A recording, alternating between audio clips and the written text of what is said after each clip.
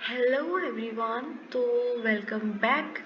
I am really very sorry कि मैं आप लोगों के लिए अवेलेबल नहीं थी इतने टाइम से। मैं थोड़ा सा बिजी हो गई थी। I am really very sorry. तो मैं टॉपिक पर वापस आती हूँ और जो भी आपके डाउट्स थे उनको क्लियर करती हूँ फर्स्ट ऑफ ऑल।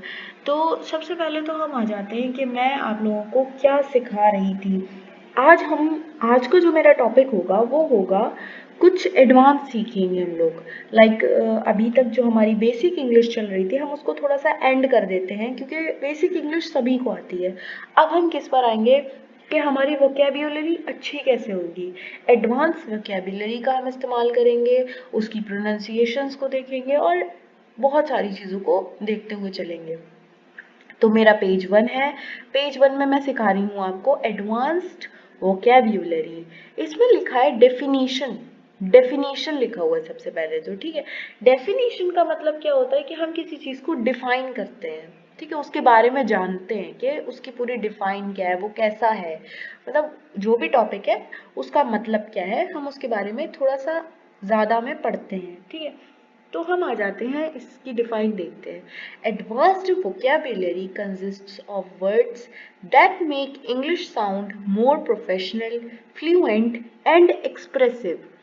ठीक है, पहली बात तो ये जो पूरा वर्ड लिखा हुआ है, पूरी लाइन लिखी हुई है, इसको आप बोलना सीखें कि मैंने बोला कैसे। पॉज करें आप वीडियो को और पॉज करके फिर दोबारा से चालू करें, जिससे आपकी थोड़ी सी आप लोगों को मालूम चल जाएगा कि मैंने कैसे करके उस पूरी लाइन को बोला है।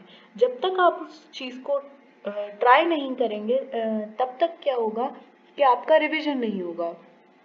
तो सबसे ज़्यादा तो हमारी यही चीज़ ज़रूरी होती है कि हम जो चीज़ लिखी हुई है उसको अच्छे से पढ़ना सीखें। अब इसका मीनिंग क्या है। एडवांस वोकेबुलरी वो वर्ड्स होते हैं जो इंग्लिश को ज़्यादा प्रोफेशनल, फ्लुएंट और इम्प्रेसिव बनाते हैं। यानी कि हमें बहुत सुनने में अच्छा लगता है और प्रोफेशनल लगता है, बहुत ही ज़्यादा क्लियरिटी आती है उसके अंदर और दिखाने में भी, शो कराने में भी बहुत अच्छे लगते हैं। एग्जाम्पल्स हम देते हैं, जैसे हम बोलते हैं हैप्पी, तो हम हैप्पी की जगह पे क्या वर्ड यूज़ कर सकते हैं। डिलाइटेड हम वर्ड यूज़ कर सकते हैं। हैप्पी की जगह हम क्या वर्ड यूज़ कर सकते हैं, डिलाइटेड यूज़ कर सकते हैं। या फिर हम एक्सटेटिक यूज़ कर सकते हैं। एक्सटेटिक, एक्सटेटिक बोलते हैं इसको, ठीक है। ये वर्ड यूज़ कर सकते हैं हम। फिर इसके बाद हमारे पास आ जाता है सैड वर्ड। सैड वर्ड ये लिखा हुआ है सेकंड नंबर पे, ठीक है। सैड वर्ड आ जाता है, तो अब हम इसकी जगह पे क्या यूज़ कर सकते हैं, ये भी देख लीजिए आप। डिवास्टेटेड हम यूज़ कर सकते हैं इसकी जगह पे हम, ठीक है। डिवास्टेटेड हम यूज़ कर सकते हैं। फिर इसके बाद हमारे पास आ जाता है नेक्स्ट, मेलनकॉलिक भी हम यूज़ कर सकते हैं इसको, ठीक है। मेलनकॉलिक भी यूज़ कर सकते हैं। फिर हम बिग, बिग तो सबको पता होगा, हैप्पी का मतलब होता है खुश, तो हम उसकी जगह डिलाइटेड या एक्सटेटिक यूज कर सकते हैं। सैड का मतलब होता है दुखी, तो हम दुखी की जगह पे क्या वर्ड यूज कर सकते हैं, डिवास्टेटेड या मेलनकॉलिक यूज कर सकते हैं, ठीक है। थर्ड नंबर पे आता है हमारा बिग। बिग की जगह पे हम क्या यूज कर सकते हैं, इनॉर्मस यूज कर सकते हैं या इमेंस यूज कर सकते हैं, ठीक है। ये वर्ड यूज कर सकते हैं। स्मॉल का मतलब क्या होता है, छोटा, तो हम छोटे में हम क्या बोल सकते हैं, टाइनी बोल सकते हैं। TINY, टाइनी हो गया। या फिर हम माइन्यूट बोल सकते हैं। ये माइन्यूट लिखा हुआ है, ठीक है, ये माइन्यूट बोलते हैं इसको। फिर नेक्स्ट आ जाते हैं, तो नेक्स्ट है हमारा गुड। गुड हम किस लिए यूज करते हैं, एक्सेप्शनल, एक्सेप्शनल बोल सकते हैं गुड की जगह पे। या फिर हम आउटस्टैंडिंग भी उसे बोल सकते हैं, ठीक है। अब हम आते हैं इसके एग्जाम्पल्स पर। एग्जाम्पल्स पर आ जाते हैं, हम देखते हैं।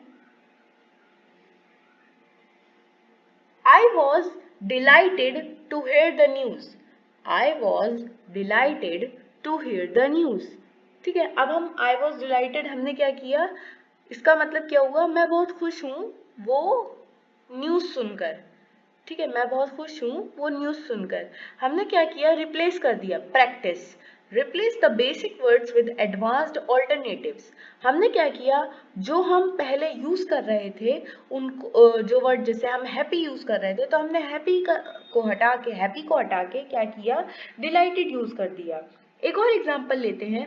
I was delighted to receive your message. I was delighted to receive your message, अगर यहाँ पे टाइपराइटर आ जाता है तो मैं यहाँ पे लिख दे रही हूँ, ओके।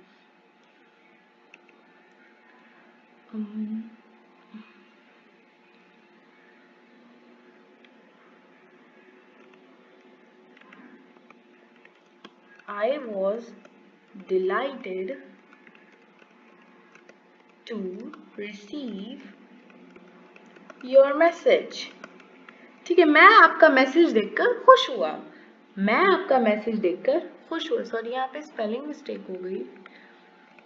हाँ, अब सही है। I was delighted to receive your message। ठीक है, मैंने एक ये एग्जाम्पल का इस्तेमाल किया।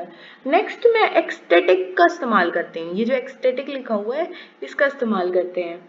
She was ecstatic when she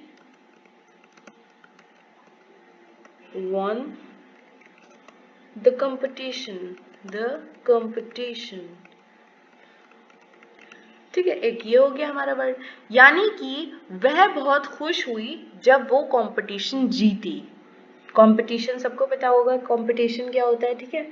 तो वो क्या हुई, बहुत खुश हुई जब वो कंपटीशन जीती। तो हमने यहाँ क्या किया, हैप्पी की जगह पे एक्सटेटिक का इस्तेमाल कर लिया। I was delighted to receive your message, बे हमने क्या किया, डिलाइटेड का इस्तेमाल किया हैप्पी की जगह पे।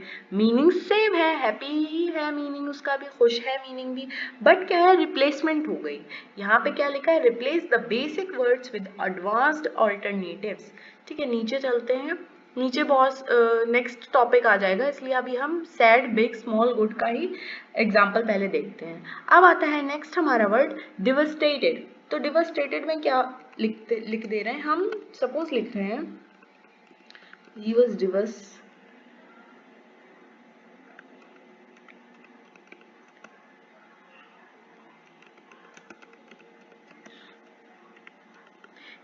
devastated by the loss।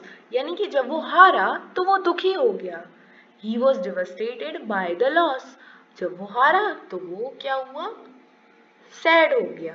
तो सैड की जगह पे हम क्या इस्तेमाल कर रहे हैं, डिवास्टेटेड इस्तेमाल कर रहे हैं। ठीक है, ये भी इजी था, समझ में आ गया होगा। आई होप, नहीं आया हो तो आप पॉज करके एक बार और देख लेना। ठीक है, नेक्स्ट वर्ड है melancholic. The song has a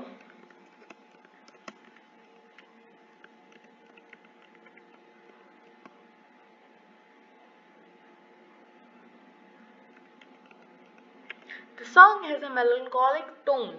यानी कि जब हम गाने सुनते हैं, सॉन्ग सुनते हैं, तो क्या होता है उसमें कुछ सॉन्ग्स ऐसे होते हैं जो बहुत अच्छे होते हैं, जो मतलब सॉन्ग्स तो सब अच्छे होते हैं, बट सब क्या रहता है कि कुछ सॉन्ग्स की टोन्स ऐसी होती हैं कि जो थोड़ी सी सैड होती हैं, कुछ की टोन हैप्पी होती हैं।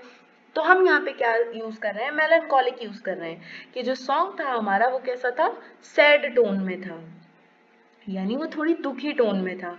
बहुत से ऐसे सॉन्ग्स आते हैं जिसे सुन के हमें थोड़ा सा दुख होता है, थोड़ा सा फील आता है, रिलेटेबल लगता है हमारा, तो वो हमारा क्या हो गया, मेलनकॉलिक हो गया। ठीक है, नेक्स्ट आता है हमारा बिग। बिग क्या है, इनॉर्मस और इमेंस। बिग का मतलब क्या होता है, बड़ा। बिग का मतलब सभी को मालूम होगा क्या होता है, बड़ा। ठीक है, तो अब हम इसके एग्जाम्पल्स लिखते हैं। यहाँ पे सबसे पहले फर्स्ट एग्जाम्पल तो मैं ये लिख रही हूँ, अब हमने यूज किया था दे live in a big house. हम अब यहाँ क्या लिखेंगे, दे live in an enormous house. ठीक है, तो हमने क्या किया, दे live in an enormous house का मतलब क्या हुआ, वह एक बहुत बड़े घर में रहते हैं, वह एक बड़े घर में रहते हैं। ठीक है, तो इनॉर्मस का मतलब क्या हुआ, बड़ा, बिग, और हमने बिग की जगह पे क्या इस्तेमाल कर लिया, इनॉर्मस इस्तेमाल कर लिया। तो इसका मतलब क्या हुआ, they live in an enormous house, which means they live in a big house. Okay, next है शी शोड immense courage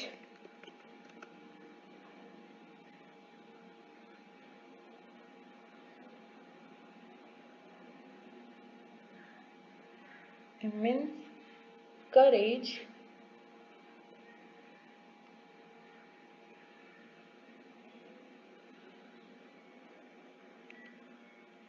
एक सेकेंड, मेरा कीबोर्ड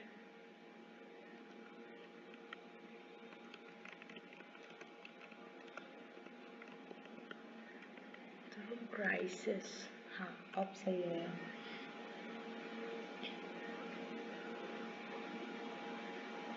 तो अब हमारा क्या आया यहाँ पे, she showed immense courage during the crisis. तो हमने क्या किया, इमेंस का मतलब क्या लिखा, इमेंस का मतलब क्या लिखा, बिग, ठीक है। उसने क्या किया, बिग, बिग भी यूज कर सकते थे हम यहाँ पे, बिग का इस्तेमाल भी कर सकते थे, लेकिन हमने क्या किया, हमने क्या किया यहाँ पे इमेंस का इस्तेमाल किया, ठीक है। तो she showed immense courage during the crisis. तो हमने करेज को बोलते हैं मुश्किल, पहली बात तो, ठीक है। क्राइसिस को हम बोल सकते हैं हिम्मत, या सॉरी, हम बोल सकते हैं क्राइसिस को संकट या मुश्किल, मुश्किल बोलते हैं, ठीक है। करेज को हम क्या बोल सकते हैं, हिम्मत या साहस, ठीक है। करेज हमारी क्या होती है, हिम्मत या साहस होती है, और क्राइसिस हमारा क्या होता है, मुश्किल होती है, कोई भी मुश्किल। तो यहाँ पे इसका पूरा सेंटेंस का मीनिंग हुआ, उसने मुश्किल में, जो भी मुश्किल उसकी हुई थी उसमें बहुत ज़्यादा हिम्मत या फिर साहस दिखाया, उसके पास बड़ी प्रॉब्लम थी, ठीक है। शी शोड इमेंस करेज, उसके पास बड़ी प्रॉब्लम थी तो उसने क्या किया, बहुत हिम्मत दिखाई, ठीक है, बहुत हिम्मत दिखाई, ज्यादा हिम्मत दिखाई, बिग, बड़ी, ठीक है। ऐसे करके समझ लो। आई होप आप लोगों की समझ में आ गया होगा। नेक्स्ट हम आते हैं, नेक्स्ट वर्ड है हमारा स्मॉल में टाइनी और माइन्यूट। स्मॉल में हमारा क्या है, टाइनी और माइन्यूट, ठीक है। तो हम टाइनी में क्या बोल सकते हैं, टाइनी में हम क्या बोल सकते हैं, अगर आप लोगों को पता हो तो मैं आप लोगों को पूरा 30 सेकेंड्स का टाइम दे रही हूँ, आप लोग बताओ क्या हो सकता है।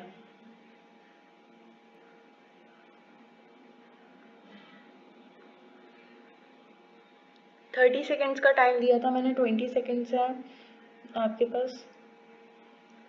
अगर आप लोगों को आता है, आप लोग कोशिश किया करो, ठीक है। फर्स्ट ऑफ ऑल आप लोग कोशिश किया करो कि आप लोगों को वो चीज़ आती है या नहीं आती है, ठीक है।